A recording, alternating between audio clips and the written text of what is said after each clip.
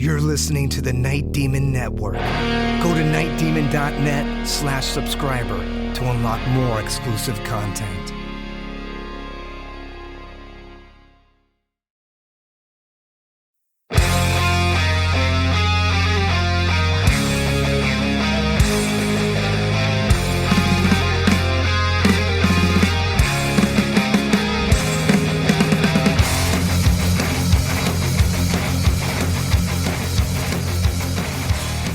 Hello and welcome to the Night Demon Heavy Metal Podcast. I'm your host, Nesbit.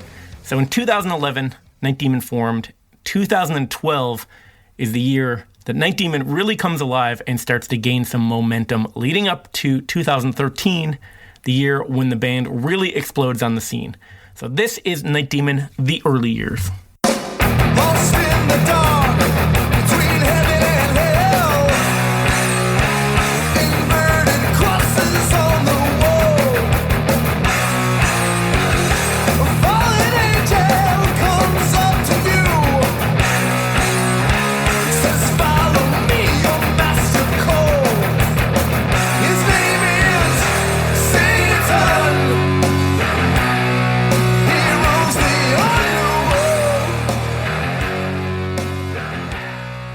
So Night Demon is rolling along and now gaining some momentum, live shows, a new drummer, a new logo, and Night Demon has now gone from a one-off side project to a band that's actively being promoted. So that includes media coverage, like their first magazine cover, which didn't quite work out the way the band had hoped. Here's Jarvis Leatherby and John Crear. I remember after that tour, returning in September, or either late September or October. And I remember going right into another Heartbeats gig in October here locally in Ventura, but getting right back into Night Demon stuff with John and Brent. And I recall this guy, Mark, from this magazine called No Cover, which was a local music magazine, actually asked us to be on the cover, which was awesome for us. I mean, this magazine was small, but it had big distribution, and they distribute it for free at record stores everywhere, not just in Ventura either, which what I always thought was weird, but they always had a national act on the cover and a big interview. So, for a band that hasn't released any music, we're in pretty good company here, and our reputation as a local band had preceded us, and becoming a big local band was actually a top goal for guys like us, especially in the Ventura music scene. It was all about local stuff. We didn't know anything outside of it, and that's all we cared about was becoming one of the top bands here and having our friends and peers respect what we're doing. So to be on the cover of this magazine was, with nothing out yet, was amazing, and it was a sign of things to come, and it was definitely a good indicator of the heat that we had on us without releasing any music. So it sounded like a cool thing, and we were grateful for it until it actually came out. So this is probably one of the most embarrassing Night Demon moments in our history. We ended up showing up to like a professional photo studio to do the cover shoot, and I was really impressed by that. So the guy had a total pro studio, and the white backdrop. It was just a whole white room, which, I mean, that's super pro. If you've ever been on a pro photo shoot or seen, that's how they shoot models and shit like this. So it was kind of awkward. We had, I guess, technically this is our first ever band photo. Wow. Brent, Pat, and I never took a photo together until many years after Pat wasn't in the band. We took a few photos. I think there's probably 3 photos of us in existence, of the 3 of us. And again, those all happened, years after Pat was out of the band. So this was the first official Night Demon photo here.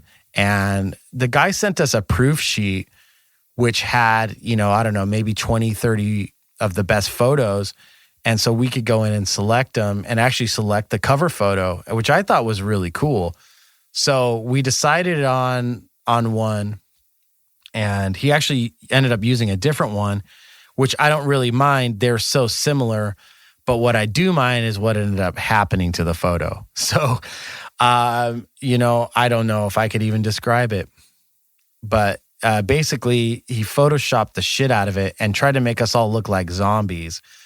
But it was just a botched job, and it looks very bad. It's very embarrassing, And I know they were trying to do something cool. I'm not going to mention the name of the person who did this, the photographer and designer, because I don't think that's fair. I know his intentions were good, but I just wish we would have been consulted about it. It basically came out and it was like, hey guys, check it out. Look what we did. Isn't it amazing? So there's a magazine called No Cover that was kind of, I think they're still going. They do like a free, they list shows and interview bands. And so they wanted to put us on the cover of No Cover and said that they would set us up with a photo shoot. And so we go to the studio, and it's like a legit studio, and we're taking pictures, just like normal pictures, kind of having us do some weird poses. But for the most part, it seemed pretty normal. And they didn't even tell us anything. But then when the cover came out, they made it the super Halloween themed because they also had us play their Halloween party that was coming up. They blacked out our eyes and made us look like zombies with like lightning bolts behind us. And we were just like, what the fuck? Because it's pretty funny. It's pretty funny. It was so embarrassing. I mean, I went as many places as I could and just grabbed as many copies of that magazine as I could. I just had, we didn't want him out there. So you really have to see it. Hopefully there's a link that you could see this picture. So the photo shoot itself actually looks great, but the final product is pretty bad. And you can see the photo shoot and the magazine cover on nightdemon.net in the subscriber section, but it's pretty lame. And I guess the graphic designer thought, demon, zombie, same thing, whatever. But yeah, not a proud moment for Night Demon. I also remember that we had agreed to do a Halloween show for this magazine. They were doing a big kickoff party at the Tavern in Ventura, which I loved the idea of that because I had never played at this place. And it used to be a place called Landmark 78, I believe. And it was always on the haunted registry. It was always known to be haunted. And supposedly there was a woman that hung herself in the bathroom. And sometimes when you drive by at night and all the lights are off and the place is closed, you can see her hanging in the window. So I always thought that was super cool, super spooky part of our local legacy here. And so to be able to play at this place, let alone on Halloween weekend, I mean, come on, it just screams Night Demon all over it.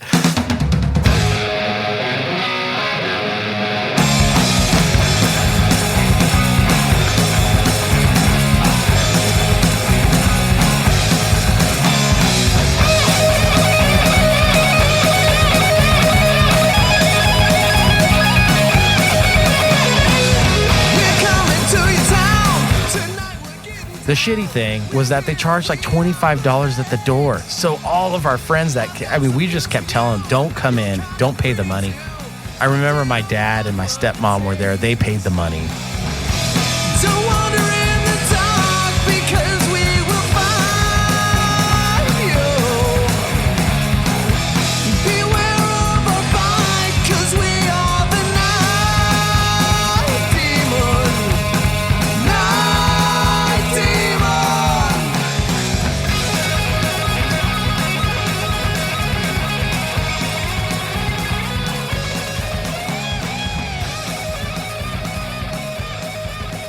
And then we play their Halloween party, and there's nobody there. So at this point, we have a good amount of people that like the band a lot and would come see us. But I guess they were charging way too much money at the door. And so no one came in. And so we just smoked out this bar and played to ourselves. And smoked out, I mean our smoke machines.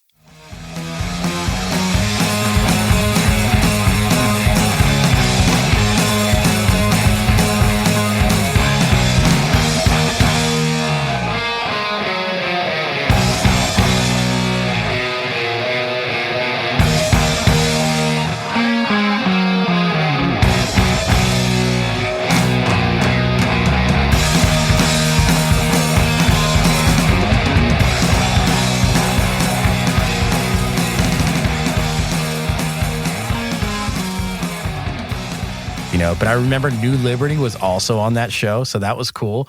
The set list we had was awesome. That was a really good set list. That's one of my favorite in the early days of Night Demon, in the John years. That set list that we did there was probably one of my favorites. So the set list for this show, The Tavern, Saturday, October 27th, 2012, was We Will Rock You, Ancient Evil, Living Dangerous, Ritual, The Chalice, Green Hell, The Chalice Part 2, Lightning to the Nations, and finishing with Night Demon. So all the songs from the EP, a couple of new ones, and filled out with a few pretty cool covers. But sadly, not a very well-attended show. But, we played, and it was what it was. I mean, it's just another one of those things that when you're getting your feet wet with a new band, you got to make those mistakes early, and you do things business wise with certain people until you figure out who they are, and then you got to make the decision to not do it again. And no disrespect to those guys. And Mark, the guy who owns the magazine, he also does the Ventura County Music Awards, and he's been a great supporter of local music. I think this one just missed the mark a little bit, and they're not all going to be slam dunks, but as far as Night Demon goes, I mean, we pay much more attention to everything we do because of things like this. So it was a great learning experience for us, and a hell of an embarrassing story. So right around Halloween time here, 2012, we're really starting to think more about the artwork. I'm done touring with the Heartbeats for the year. Things are, again, it seems to be like holiday season of each year. Things kind of get more focused, and Night Demon gets a little bit more time together in these early days around that season. So we start to think about artwork again. We call on a guy named Andrei Buzikov. So Andrei Buzikov, you might know that name from years later when he did the cover art for the single Empire's Fall for Night Demon, which is one of my favorite cover designs. Also makes a great t-shirt. Also one of my favorite Night Demon t-shirt designs. It's pretty cool. But Andrei had a lot of experience as an artist. You can check out his website, andreibuzikov.com. He's worked with Cannibal Corpse, Decibel Magazine, Municipal Waste. I'm not going to list them all here, but his site's definitely well worth checking out. There's tons of amazing work on there. But even before the Empire's Fall artwork in 2020, 8 years earlier, in 2012, he was approached by Night Demon for an original design for Rocky. So with Andrei, we just loved a bunch of stuff online that he did. And he did some stuff for like Municipal Waste, and he did like a lot of these kind of new gen, next gen thrash bands. And his art was just great, and he hand painted everything. I think Brent might have known about him or maybe met him before through Scotty up at Tank Crimes Records up north. I know he had known some people that were involved with Scotty. And so we called on him to basically draw our mascot, and he gave us a rough sketch, and it just wasn't, at the time, we just didn't get anywhere. It wasn't for us. We paid him for the sketch and kind of moved on. But we've been revisiting this lately, and we've been talking with Andrei, and we are going to have him finish this piece of what would become, what was supposed to be Rocky. So we've got Rocky 3.0, I guess, in the making here these days, but that has nothing to do with what we're talking about here. Andrei, he did a great sketch, but it just wasn't for us at the time. We really felt a lot of pressure on ourselves, at least if we were just going to end up putting the one EP out, that it had to be perfect for what we were doing. And we weren't willing to settle on something just because we already paid somebody a deposit or paid some money for somebody to do a sketch. If it wasn't right, even if it was a great world-renowned artist like him, if it wasn't right for us, we were trusting our instincts and doing the right thing. And I'm so fucking glad that we did this at the time. So we had two friends that helped us a lot with art around this time. Eric Kudla, who I've known for years and didn't know that he was tight friends with Brent, actually, but they were good friends, and he started to help us a lot because he had some art skills. And Kane Shimmick from Drug Wolf, who we mentioned earlier, who was one of Brent's best friends, he ended up drawing some stuff with our direction. And I remember, we told him, don't make it look like Eddie from Iron Maiden. And one of the first things he did looked like Eddie. It looked fucking awesome. And it was, it was Rocky, but it kind of looked like Eddie with long hair, but it was cool, man. He looked all heavy metal. He had jeans on and a fucking denim jacket. I think a denim jacket or a leather jacket. And he had like one of those club baseball bats with spikes sticking out at the end. It looked awesome, but it was just too Iron Maiden for us. But he ended up eventually drawing the cover of the EP, but it wasn't happening at this point. It hadn't happened like this for a while. We're talking, this is, around Halloween of 2012. So he had yet to concept that. So we were going with a lot of the stuff that Eric was creating for us at the time. And what we ended up going with was the original art from the book cover, from the book Tanith, the same thing that we had, the same art that we were trying to get earlier in the year. So we ended up just going with that and going with an updated logo from Ruben Perez, version 3 of this, where, without the squashed demon, So we ended up going with that temporarily for the cover of the EP. Eric had tinted the photo red and black, so it wasn't the same color. It was a color image, but it wasn't the same. It was almost like a 2 or 3 tone thing, and it looked a lot different from the book color wise, and we kind of liked the way it looked. So at the time, we were just going for that. Now, we had no plans to make a CD or a cassette or a vinyl at that time. At least we didn't put anything into production. So Halloween comes and goes. Actually, Halloween is a funny thing. This was one of the first Halloweens that I did not play in a band. We always do these Halloween tribute bands here around town, all the local musicians. We talked about that last year in the Halloween episode of the podcast. So please revisit that if you want to know more about that. We really break that down. If you have 2.5 hours of your life to spare, people, right? Anyway, so Halloween 2012, I go to the Bombay. There's a tribute band show happening. I'm not in a band for once. I'm just going there to enjoy myself. And who do I run into there? Pat Bailey, the original drummer of Night Demon. I had not seen Pat all year since he moved back up to school in January. And he's back. He's back on Halloween and I see him. But the coolest thing about running into Pat is that it's Halloween, right? So everybody's wearing a costume. I knew it was Pat right away, and he knew it was me, even though we were both in costume. The irony here, we were both dressed as Merciful Fate era King Diamond. I shit you not. We had not spoken since he left and moved away, and this is how we meet. It's crazy. I think it's destined that we made great music together, and we were destined to know each other. I'm super grateful to know Pat. Around November that year, we were starting to do some more shows. We did the Nardcore Turkey Bowl, the toilet bowl, just like the Heartbeats did, except we didn't play at the bowling alley. We actually played at one of the sanctioned shows, which was again at Golden China, the Chinese restaurant.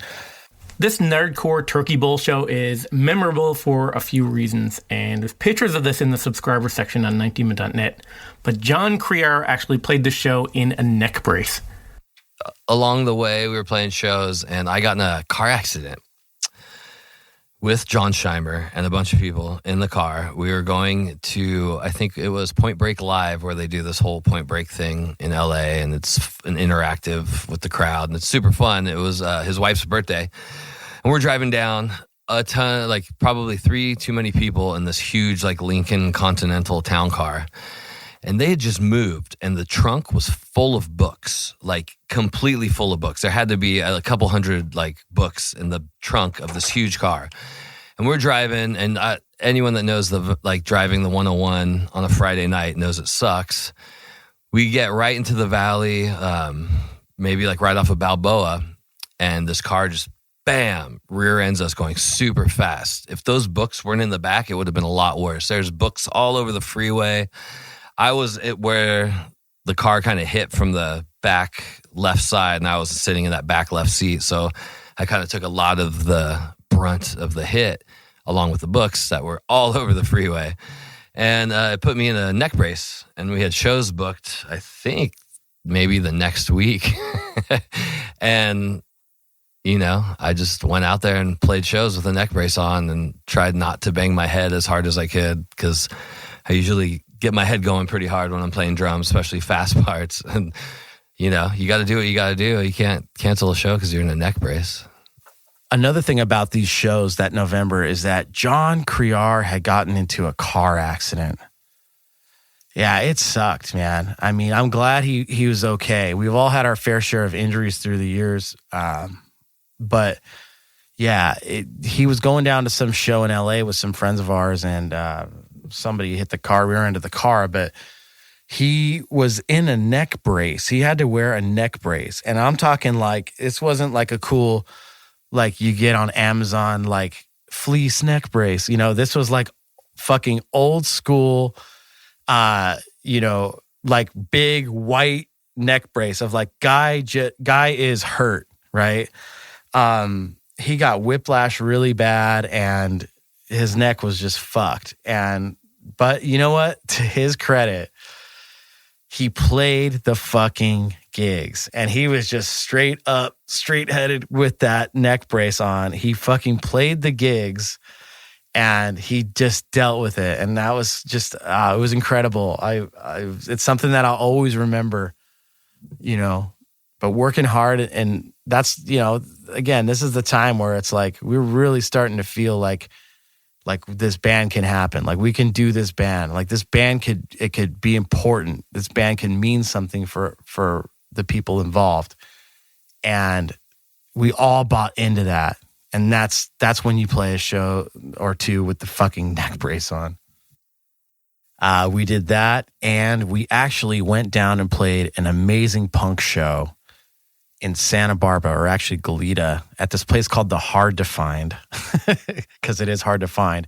But it's basically just like a little public library. But we played with the Dutch band Vitamin X. And that was like kind of our first show with, you know, a national touring or international touring band. And there was Blasting Concept played. There was a lot of, they were kind of like the local Santa Barbara band that, like, you know, punks and metalheads liked. And it was just a really good DIY show. And this is one of the shows that Eric Kudla had set up. So when he was setting this show up, he was telling us, like, look, you guys like need a cassette or something, a CD, you know, vinyl. You need something to sell if you're going to keep playing shows. And like, of course we knew that, but we never really had anything. So what we did at these gigs is we started a website, okay? nightdemon.net, the one you all of our subscribers and all of our fans and friends all know and hopefully love. We keep it simple. It's not as high tech, but the information is there. Anything you want to know about the band is there. And that's what's important to us. We have a website. We don't rely on social media. We never have. It's, you know, it's a necessary evil as a business and as an artist to, you know, you want to let people know what you're doing.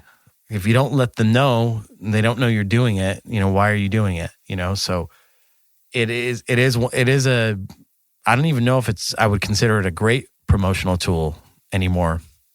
Talking about social media, just because of the backlash and the comparisons. I mean, that's a whole nother tangent. But one thing is, we've always wanted our own website, and we've had it from the beginning. We had it before we had Facebook or Instagram or anything like that, or Twitter.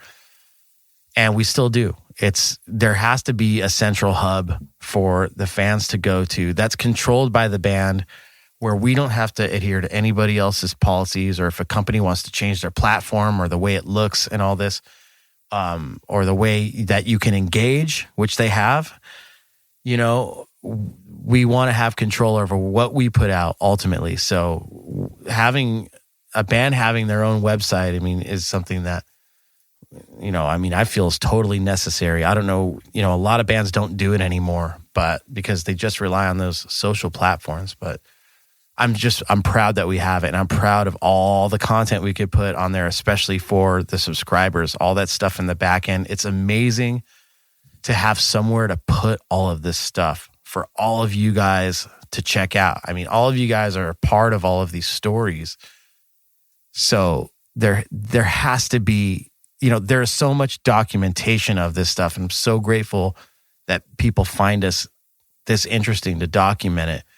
But our fans make the whole story, and the people that surround us make the whole story. And if you've listened to this podcast, however many episodes in, we all know that. And so anyway, we're grateful for all of you guys being a part of it. But going back to a guy who was a big part of it in the early days, Eric Kudla, he wanted us to have music. He wanted the people that were coming to the shows to see us that he was putting on to hear this amazing EP or demo that he had heard. So we had taken the artwork, which was the Tanith book cover logo that he altered and made it red and black, and Ruben's new Night Demon, new refined Night Demon logo. And I went to a photo lab and had a bunch of them printed out like on a 4x6 photograph, just on photo paper. And I was able to generate some download codes directly through our website, through nightdemon.net. And I just taped the download codes individually to the back of, 100 of these things. And we would just give them out at our concerts. And that's kind of cool. I actually never really thought about it until now. But, with Night Demon being such an old school type band and all about the physicals, I mean, even last year in the day and age of singles, we put out 5 singles in 5 months, and all of them were on vinyl, I mean, but in the day of digital singles, I mean, that's the world we're living in. So we definitely embraced the old school, but now coming to think about it, the first time we put out music was on a digital download. It seems fucking trippy. I forget that stuff even existed back then, but so, it was a good way to get the band out there, and people actually did download this stuff, and, we started to build from there. And I'm so glad that he pushed us to do something. And so that's the first thing I thought of that could immediately happen. So that's what we did. We played a couple more shows in 2012, John with the neck brace and all, but us handing out these download cards, playing again at our favorite stomps at Billy O's Irish Bar. Back at the Bombay, we did a late gig late in that year, I think between New Year's and Christmas. There was actually 2 different posters for this show that Eric Kudla made, and they were fucking awesome. It was just a great time where it was underground enough, but like people were around here, they were looking for something different. They were hungry for something that had some energy and had some spirit. It didn't matter if it was punks, crust punks going to see a heavy metal band. We weren't an overindulgent band. I mean, we were just like the people in the audience. So it was kind of cool. They always said that Motorhead was a band that punks and metalheads can both like. And we kind of, we wanted that for Night Demon too. And we've always thought about that. And us having punk rock as our backbone here, it's only natural that it seeps into our DNA, not only musically, but with just the ethos of what we're all about, the DIY-ness of it, and try and bring good music to audiences that are totally ready for it and totally deserve it and can participate in. That's what it's all about. As the year came to a close, things felt good, but there was, the heartbeats were pumping, and it was time to do more with that. And there was other songs I was writing for that, and other recording projects coming up that I was doing. Stop Breathing was coming out with a full-length record after having just the 7-inch. And meanwhile, on the other side of things, there's a band out there called New Liberty that like basically set this fucking town on fire.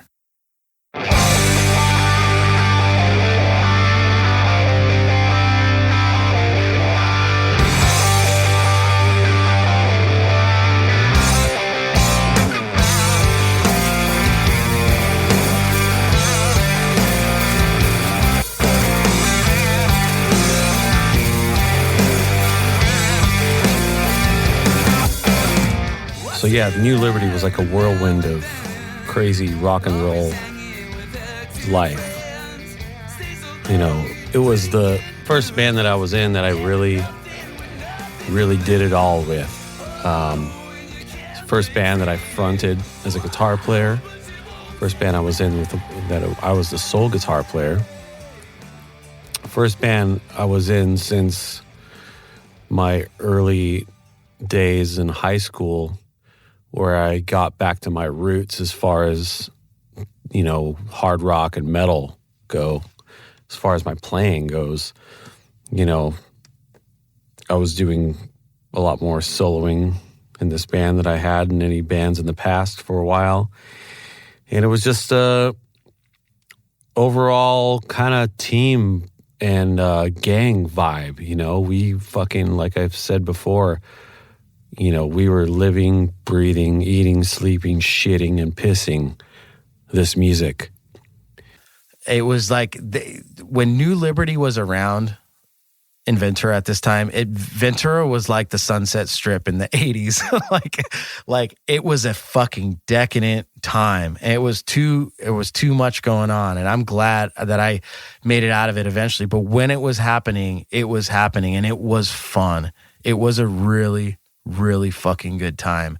We were trying our best to continue the momentum. You know, the steam from the Uninvited was kind of slowing down, kind of running out a little bit. So we started to get back in the studio, or started to jam and started to write some more stuff. This time around, I thought it'd be a cool idea for us to get out of town and go record some songs. So this was Bright Mountain Studio had just kind of been finished, I think, around this time. And I was like, man, this would be a great, you know, fucking killer place to go, because you go up there and, you know, it's this house on the top of a hill, and you're 20 miles away from anything, you know, any store, any bar, any whatever conveniences of life. You know, you're just isolated up there. So I pitched the idea to the guys, and of course they were all about it. I talked to Roger. I said, hey, listen, we got, I don't know, I think we had 4 original songs or something, and we did a cover. So I said, let's go up there and record, and we'll stay up there for a week, and we'll just do this thing top to bottom. So I made the arrangements, got in the van, drove up there, you know, hit the supermarket on the way up, because the deal is you want to get all your supplies, you know, all your food, all your beer, all your whiskey, and all that good stuff before you get up there. So, you know, there's no distractions. There's no having to, you know, drive down the hill or anything, and, you know, waste any precious creative time. So we went into the studio with Roger Camaro, another staple in New Liberty and Night Demon history, and in just history of myself and Jarvis being good friends since high school.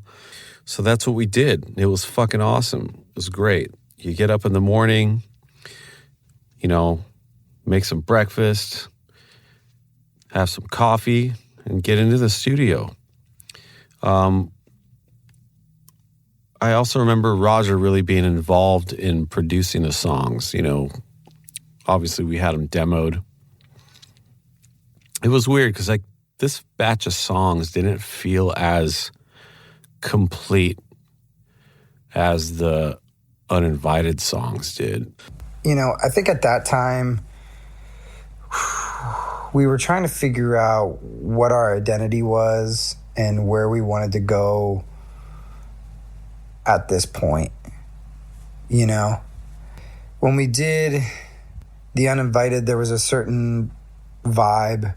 And when we did this EP, there was another vibe. there was a little bit of I don't know what it was. There was some weirdness around that time with some of us in the band, and it wasn't as, get in and write it as the other songs were for the Uninvited. It took a little more effort this time around. I know for me personally, that's when I started to become less interested in the band and wanting to move forward. I felt like our identity and our direction was kind of askew. I wasn't really enjoying making music with the guys anymore. I think the partying and the craziness had a little bit of something to do with that. So we gave the songs to Roger, and we would basically, every day, we'd go out on the back porch of this majestic house that overlooked a big, vast valley, usually filled with smog because Bakersfield wasn't too far away, and you could see the layer of haze in the distance. It was still beautiful. So we'd sit in the back and we'd go through the song for the day. We did one song per day. It was pretty cool. So he would go through and kind of give us some ideas, give Dusty some drum ideas, chop things up, switch things around. Roger kind of pushed me to be a better player. So I was really frustrated getting those tracks together. How good am I at learning new things on the fly? And at that time, I wasn't very good at learning new things on the fly. I was losing my shit and just really frustrated and difficult to work with. I know we started working on the new record, and that ended up only being an EP. Okay, so we did Feelin' Heat, Her Majesty's Ball, Blacktooth Betty, My Generation, and Are You Ready? So there was 5 songs on there. I remember Feelin' Heat was the first song that I did. You'll lick me once, I'll kiss you twice. Lick me good, I'll take you home tonight. Oh, I can tell that you're feeling good. I'm feeling heat. That's a word on the string. Kids don't like it. That's like the kids don't like it. Oh, you better run, run, get that gun. You won't be laughing when the money comes. The kids don't like it. That's like the kids don't like it. You better run, run, get someone, a remedy or a champion.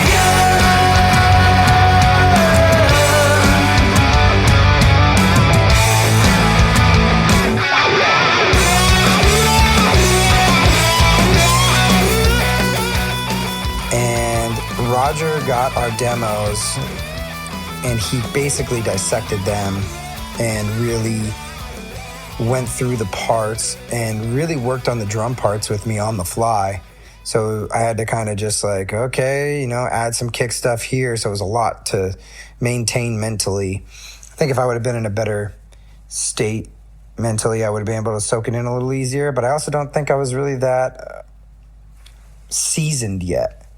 So it was an interesting time for me, for sure, with learning these songs. So Feelin' Heat, he had me do a couple little nuances here and there. My Generation, he really broke that drum part down. There's some tom stuff going on in the verses and stuff that I didn't really think of, and, changing the beat up in the verses.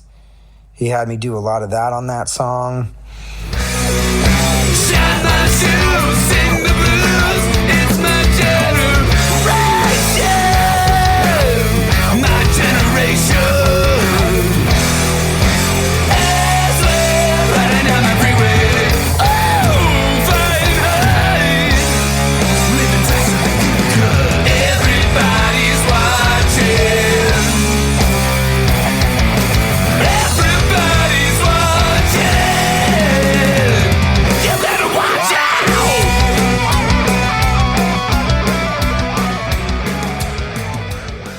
Blacktooth Betty was pretty cut and dry. That one pretty much stayed the same the entire way.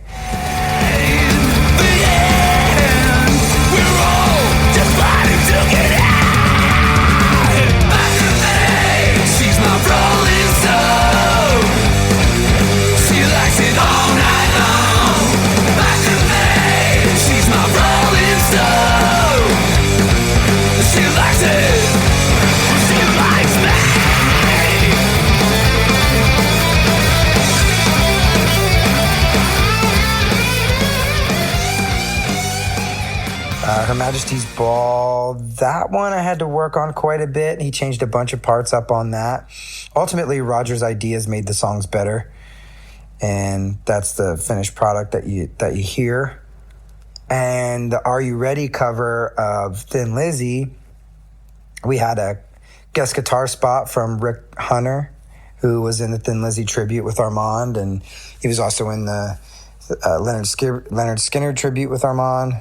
The one and only Rick Hunter, who was the proprietor of the rehearsal rooms that I came up in, and the New Liberty guys had rented for a short time. They had a little room over there in between when they first got into town, before they had kind of joined up with me and all that. So we had him come in and play some guitar on that. Give it to me!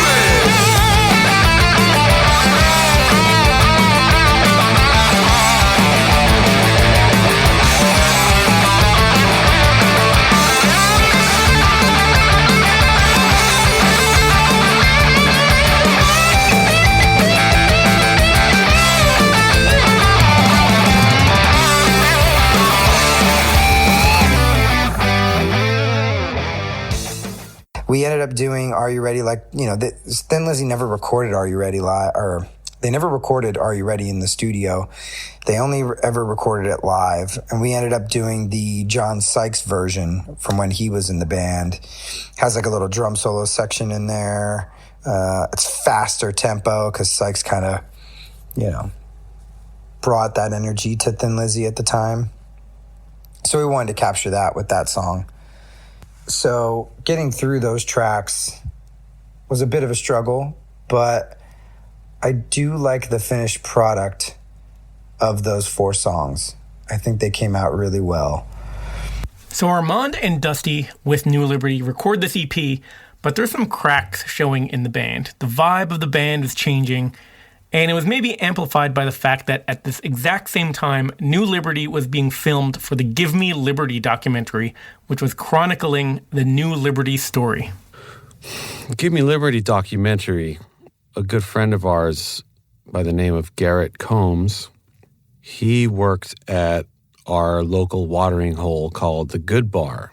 Now, the Good Bar was, you know, we've talked about the sewer before, but the Good Bar was another bar around the corner from the sewer that was kind of like our home away from home. We would hang out there all night, and those guys would just feed us fucking drinks all night. We never paid for drinks.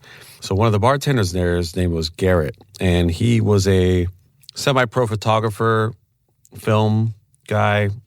He had been in the Army, I think. Army or Marines, I'm not sure. He did some time in Afghanistan and stuff and got really into, you know, kind of making documentaries, you know, sometimes photo documentaries, sometimes film.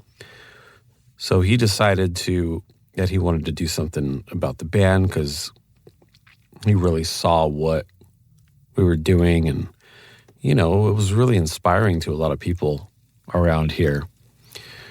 You know, there was no one really doing kind of what we were doing as far as like living the life and living the band thing like day to day. And, you know, you just knew. I mean, we went everywhere with each other. It wasn't like, oh, there's, you know, one guy from New Liberty. It was all of us always together. Our friend Garrett Combs, he spent a lot of time with our band, and he wanted to capture what we had going on, the vibe, the energy, all that.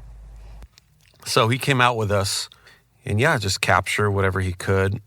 And I even remember when we were recording this documentary, how I was just kind of on the fence with how I felt about the whole thing. I still enjoyed playing music, but I don't think I was really into the vibe. You know, it's when I started to really kind of start to take a step away from it, you know. A little glimpse into the time and what we were doing and what it was like at that time. So the year ends in December with New Liberty being asked to contribute a track to a Nardcore Christmas compilation. So yeah, in December, Nardcore Christmas album. So that thing came up. Tony Cortez, I think Tony Cortez from Ill Repute hit me up about that and asked if he wanted to contribute something. And of course, I immediately said yes and thought about the song. Of course, go to Spinal Tap. Yeah, we ended up doing Christmas with the Devil, cover of Spinal Tap. But we made it a faster version. When you come in with the intro, bam, we hit it off like a heavy rocker. It's got some double bass in it and stuff like that. It's very much like how the parts are like how Spinal Tap played them. They just played them a lot slower in the first half of that song.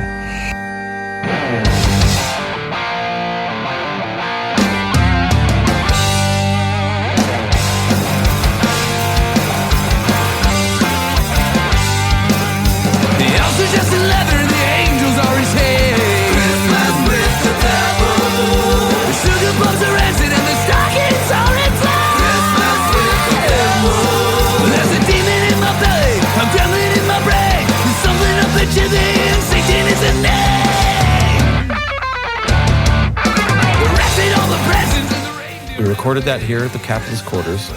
I did all the engineering, played all the guitar, obviously. And I think it came out great. I really liked what we did with the song because the Spinal Tap version is pretty kind of slow and daunting.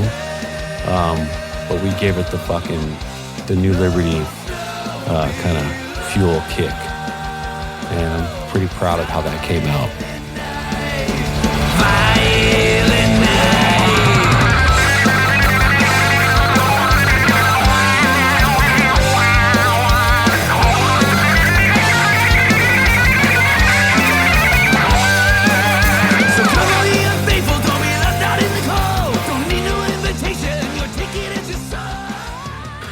So it was crazy. It was a crazy time.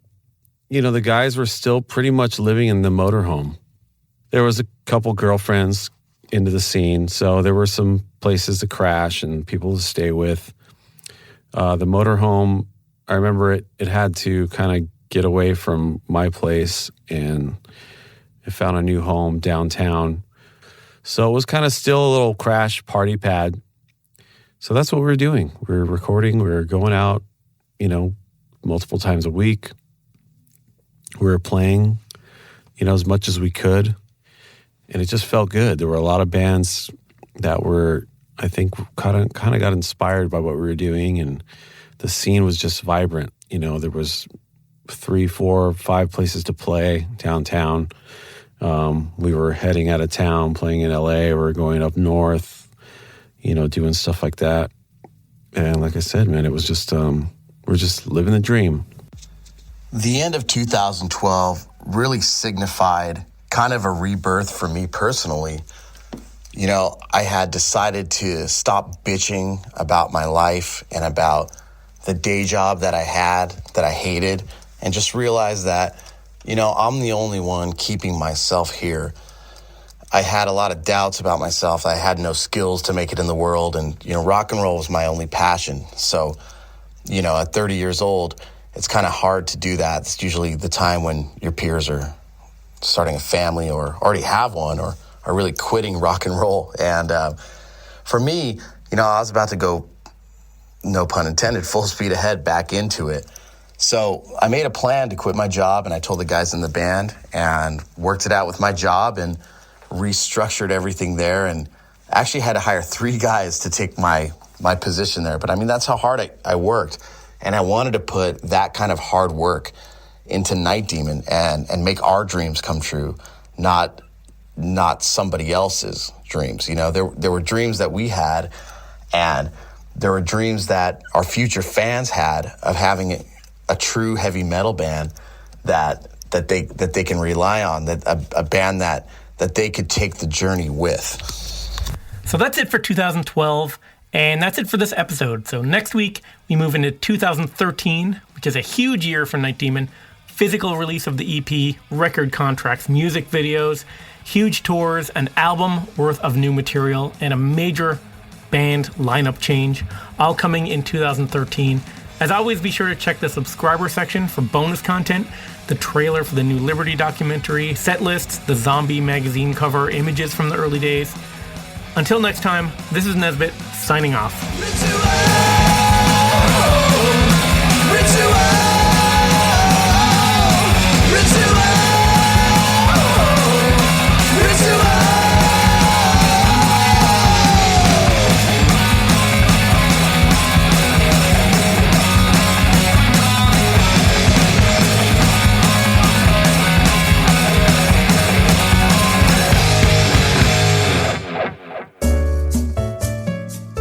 Thanks for listening to the Night Demon Heavy Metal Podcast.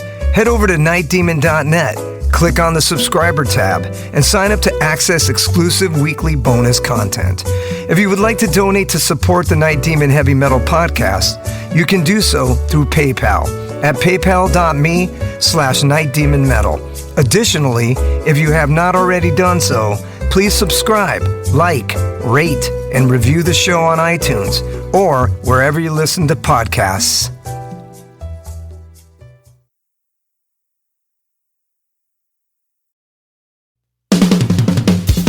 All hail, Night Demon Heavy Metal Podcast listeners. This is Dusty Squires chiming in to tell you about my brand new signature sticks from the London Drumstick Company. I've dreamt of having my very own drumsticks ever since I was a wee lad, and LDC made that a possibility for me. Founded in 2016 in London, England, the birthplace of heavy metal, the London Drumstick Company has trailblazed a path through the music industry and taken the drummer world by storm. When I met them for the first time, they knew their product was going to withstand the beatings of a Night Demon show. They took the time to work with me on getting everything just right. The balance and weight of my sticks are the same no matter what, and the durability is bar none the best I've ever had. I know my sticks will last through the set night after night. I'm truly honored to work with a company that caters to their players the way LDC does. Their innovation and attention to detail is what separates them from the rest of the stick makers out there. Their custom stick sleeves are unbelievable and really make the entire presentation complete. Wait until you see the design they came up with for me. It blew my mind and was a surprise to say the least. They have all kinds of amazing swag, including hoodies, t-shirts, drummer shorts, drum keys, stick bags, towels, face masks, practice pads, and much, much more. Even if you're not a drummer, you can be a part of Demon history and order my brand new signature sticks direct from their website. How cool is that? And to top it off, the London Drumstick Company are giving an exclusive offer to the Night Demon Heavy Metal Podcast listeners. Go to londondrumsticks.co.uk and receive a 15% store-wide discount using promo code DEMONSTICKS. All capital letters, no spaces, Demon Sticks. DEMONSTICKS. I can't thank everyone there enough for the opportunity to be a part of their family and for them trusting me with their amazing products. See you metal maniacs on the road very soon. And yes, the wood chips will be flying.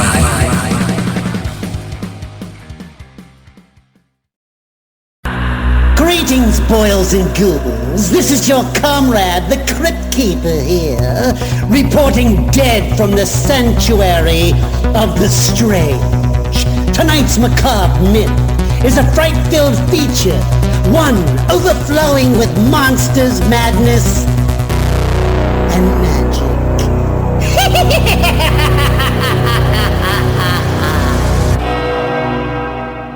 Visit our website at monstersmadnessandmagic.com to stay up to date on all the dark dealings within the sanctuary of the strange. Enjoy the show.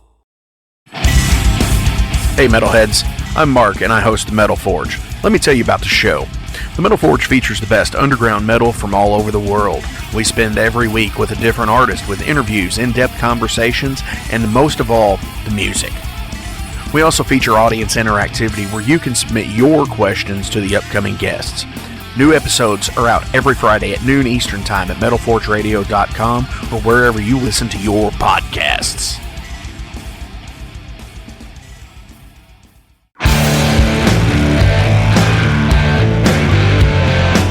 Want to know what's going on in the world of music? Then tune in to the Nothing Shocking Podcast, a non-genre based, all-ages friendly rock and roll program. Join us weekly for interviews with all your favorite rock stars from the mainstream to the underground. You can find us at nothingshocking.libsyn.com or anywhere you download podcasts.